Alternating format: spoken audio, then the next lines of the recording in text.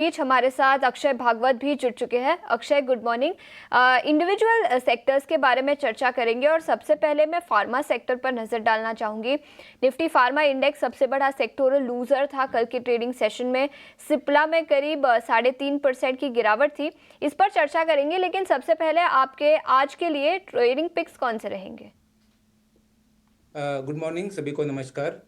तो मार्केट एक choppy direction है, एक रेंज में टाइम करेक्शन चल रहा है शॉर्ट टर्म में, ये मेरा मानना है। तो दोनों तरफे के मौके हैं बाइंग और सेलिंग के, पर मैं बाइंग के साथ ही रहना चाहूंगा। तो जो मेरे दो स्टॉक रिकमेंडेशंस है, पहला स्टॉक है HAL, हिंदुस्तान एरोनॉटिक्स लिमिटेड, जिसने कल काफी ओवरसोल्ड टेरिटरी से एक शॉर्ट टर्म बाउंस दिखाया है। गए 3 ट्रेडिंग सेशन में काफी अच्छी पिकअप की है स्टॉक ने सपोर्ट बेस से, और मेरा मानना है कि स्टॉक जल्दी 4584 और 4632 ये टारगेट छू सकता है। तो ये टारगेट्स के लिए आप बाय करें विद स्टॉप ऑफ 4367। दूसरा ट्रेड है FMCG क्षेत्र में मैरिको। FMCG क्षेत्र को आप देखें तो थोड़ी सी जो है उसमें सेलिंग गए कुछ ट्रेडिंग सेशन में देखने को मिले हैं। तो अभी जो लेवल्स काफी सारे स्टॉक्स FMCG के आए हैं, एक सपोर्ट बेस पे है, एक ट्रेडिंग बाउंस आपको मिल सकता है। और मैरिको मेरा सबसे पसंदीदा ट्रेडिंग सेटअप है, तो यहाँ पे मैं बाय करने की रणनीति बनाऊंगा मैरिको में। टारगेट 710 723 ये सेकंड टारगेट बनेगा, और ये ट्रेड में 667 ये आपका स्टॉप लॉस रहेगा। बिल्कुल, तो एफएमसीजी सेक्टर से मैरिको पर खरीदारी की राय 710 से 723 तक के लेवल्स दिखाई दे सकते हैं, और इसी के साथ हिंदुस्तान एरोनॉटिक्स पर भी खरीदारी की राय है। वैशाली, आपके ट्रेडिंग आइडियाज क्या रहेंगे आज सुबह? तो डेफिनेटली एक्चुअली कल हमने देखा था डिफेंस सेक्टर में पूरा बाइंग अच्छे से था।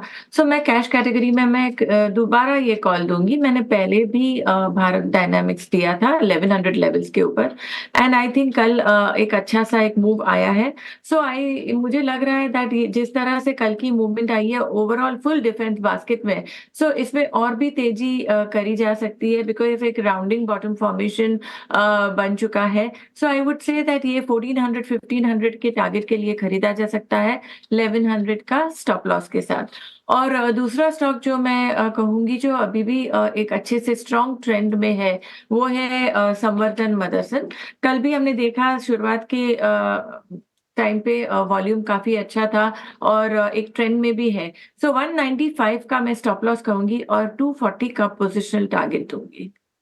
बिल्कुल, तो संवर्धना मदरसन पर 240 रुपए प्रति शेयर का लक्ष्य, और इसके अलावा भारत डायनामिक्स पर भी खरीदारी की राय वैशाली की तरफ से। नतीजों की अगर बात करें तो नतीजे या IREDA जो कि रिन्यूएबल एनर्जी की फाइनेंसिंग वाली कंपनी है, इरेडा ने भी जारी किए थे और नतीजे उसके ठीक ठाक हैं। लेकिन एक खबर और आई है IREDA को लेकर, वो ये कि सब्सिडरी बनाने को मंजूरी मिली है B2 सेगमेंट के लिए दीपम से। हमारे साथ हमारा एक और एक्सपर्ट जुड़ गए हैं, वृद्धि इन्वेस्टमेंट के विवेक कारवा, जो आपके लिए रोज फंडामेंटल एनालिसिस करते हैं। विवेक जी, बहुत शुक्रिया आपका समय देने के लिए। स्वागत है आपके टीम स्वदेश पर। IREDA को लेकर आपके क्या व्यूज हैं विवेक जी? क्योंकि हमने देखा कि ये शेयर मतलब काफ़ी ज़्यादा इसने खुशी दी है अपने निवेशकों को। हालांकि 310 रुपये तक शेयर पहुंचा, वहां से फिर नीचे आया, लोअर लेवल से एक रिकवरी के फिर से प्रयास है। IREDA ये लेवल ठीक है और आपको कंपनी सही दिशा में जाती हुई दिख रही है? गुड मॉर्निंग अभिषेक, सबको गुड मॉर्निंग। देखिए, अब रिजल्ट तो पूरा डाइसेक्ट करके एनालाइज करने का समय नहीं मिला था, लेकिन हाँ, ओवरऑल मुझे लग रहा है कि कंपनी जो रिजल्ट्स अपफ्रंट दिखाई है वो ठीक ठाक है, पहली चीज।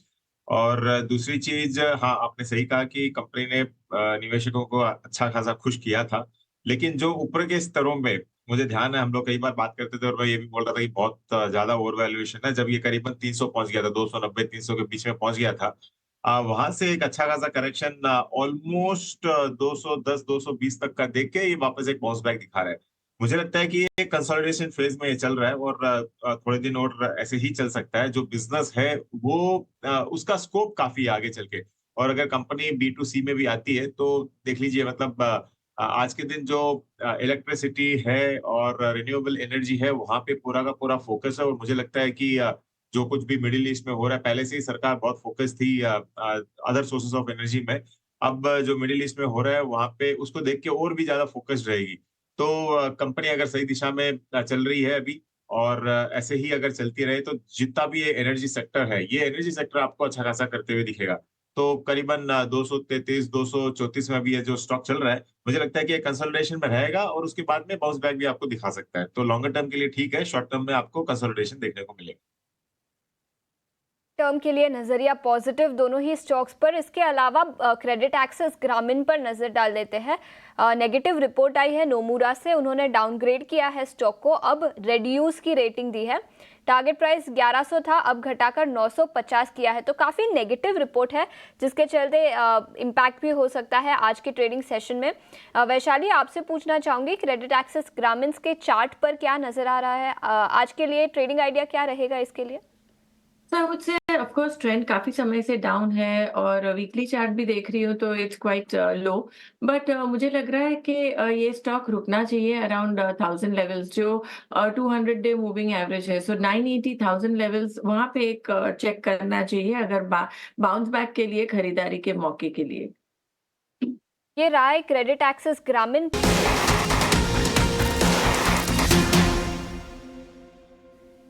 अक्षय, सबसे पहले आप बताएं आपके ट्रेडिंग आइडियाज आज सुबह कौन से होंगे? जी, फार्मा में डिवीज लैब जो कुछ समय पहले भी हमने डिस्कस करा था, बहुत ही स्ट्रॉन्ग टेक्निकल सेटअप है। 6019 का करंट मार्केट प्राइस है। 6075, 6100 ये आपके डे ट्रेडिंग टारगेट्स हो सकते हैं। थोड़ा होल्ड करेंगे तो 6250, 6300 तक भी छू सकता है। तो बाय करने की रणनीति है। स्टॉप लॉस है 5897 का। बिल्कुल, तो डिवीज लेबोरेटरीज पर खरीदारी की राय अक्षय की तरफ से। और विवेक, फंडामेंटल आइडियाज आज सुबह कौन से होंगे? हाँ, मैं तो बैंक्स के साथ जाऊंगा, जैसे मैंने थोड़ी देर पहले बोला था। इनफैक्ट एचडीएफसी, कोटक, बंधन भी अच्छा लग रहा है मुझे। अगर आपको छोटा मोटा डिप ओवर द डे मिले, क्योंकि आज फ्राइडे है, हो सकता है थोड़ा बहुत प्रॉफिट टेकिंग देखने को मिले। उस समय अगर रहता है तो आपको एक रीरेटिंग कैंडिडेट के रूप में बंधन बैंक को लेना चाहिए। देखिए जो हो रहा है आज बंधन बैंक में, पहले जो आरबीएल बैंक में हो रहा था उसी का ट्रेंड चल रहा है। तो दिक्कतें थी, उससे अब उभर के कंपनी बाहर आ रही है। यही एग्जांपल आप सूर्योदय बैंक का भी देख सकते हो, वहीं पे भी ऐसे ही हो रहा था, एकदम दिक्कतें थी, स्टॉक बहुत पिटा, उसके बाद में रिकवरी आपको देखने को मिली। तो एक ऐसे कॉन्ट्रेरियन बेट आप देख सकते हो ऐसी कंपनीज। है बैंकिंग और फाइनेंशियल सर्विसेज पर। मेटल्स में आज फिर से एक बार चमक दिखी है। निफ्टी मेटल इंडेक्स आधे % की तेजी के साथ सबसे बड़ा सेक्टोरल गेनर है। और कुछ स्टॉक्स की हमने अभी अभी चर्चा की थी। नैल्को करीब 2.5% की तेजी यहाँ पर दिखी है। हिंडाल्को, एनएमडीसी, वेदांता सभी स्टॉक्स में तेजी है। अक्षय, मेटल शेयरों पर आपकी क्या राय होगी और अभी क्या मोमेंटम कंटिन्यू होता हुआ नजर आएगा? जी बिल्कुल, मेरा मानना है कि मोमेंटम कंटिन्यू होगा। आप प्राइस स्ट्रक्चर बहुत सारे मेटल स्टॉक्स का देखें तो बहुत ही स्ट्रॉन्ग टेक्निकल सेटअप है। हल्की सी करेक्शन जरूर हमने गए 3-4 ट्रेडिंग सेशन में देखी, बट दोबारा मौके दे रहा है हमें बाय करने में। तो आप नेल्को की बात करें तो टेक्निकली 208, 210 ये एक अहम सपोर्ट है, जहां से वापस ये स्टॉक ने गए 3 दिन में रिबाउंड करा है। 230, 35 तक जल्दी स्टॉक छू सकता है।